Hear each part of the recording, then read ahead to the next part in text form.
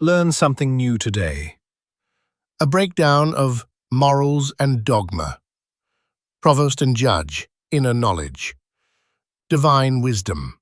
In Gnostic thought, the ultimate goal is to attain gnosis, a deep, personal knowledge of the divine. The role of the judge can be seen as an allegory for the inner search for truth and self-discovery. Judgment begins within oneself as one seeks to reconcile inner conflicts and understand the nature of existence. Duality of light and darkness. As balance of forces, the Gnostic worldview often includes the same of providing gnosis and well-mutically the darks. The duality of light and darkness, the duality is being seen as an allegory for the light, and finds it, the morals and darkness, is inner knowledge. The duality of light and darkness. The Gnostic worldview of allegorical is approved rilling. The Gnostic forces, the duality of light and darkness has been seen as a nature of existence. Duality of light and darkness. The Gnostic worldview of allegorical is approved rilling.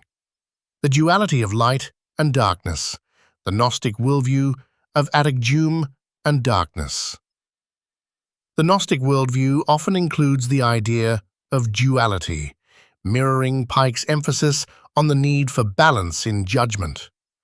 The judge must discern between light, truth, and darkness, illusion, mirroring the Gnostic principle that understanding this duality leads to spiritual enlightenment. Ethical responsibility. Responsibility, moral imperatives. The responsibilities of a judge are often seen as responsibilities as outlined by PIKE, align with the Gnostic emphasis on ethical behavior. The text serves as a reminder that true enlightenment is reflected in one's actions and decisions, especially in how one judges oneself and others. Ethical living is seen as a path to achieving higher spiritual realms. Rejection of material judgment. Beyond surface appearances, Gnosticism often critiques materialism and the superficial nature of worldly judgments. The Provost and Judge degree implicates that deeper truths lie beneath appearances, requiring a soul-searching approach to understanding one's motives and actions. Compassion and forgiveness. Inner charity in judgment. The Gnostic perspective would highlight the importance of compassion and forgiveness in judgment, viewing these qualities as essential for spiritual growth.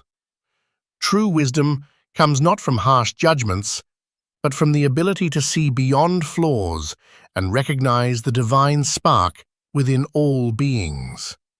The role of the judge as teacher.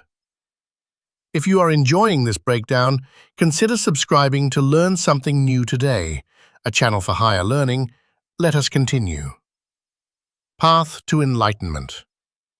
The judge can be interpreted as a teacher, guiding individuals towards self-awareness and enlightenment. By embracing the Gnostic quest for inner truth, one learns that personal transformation is the ultimate form of justice.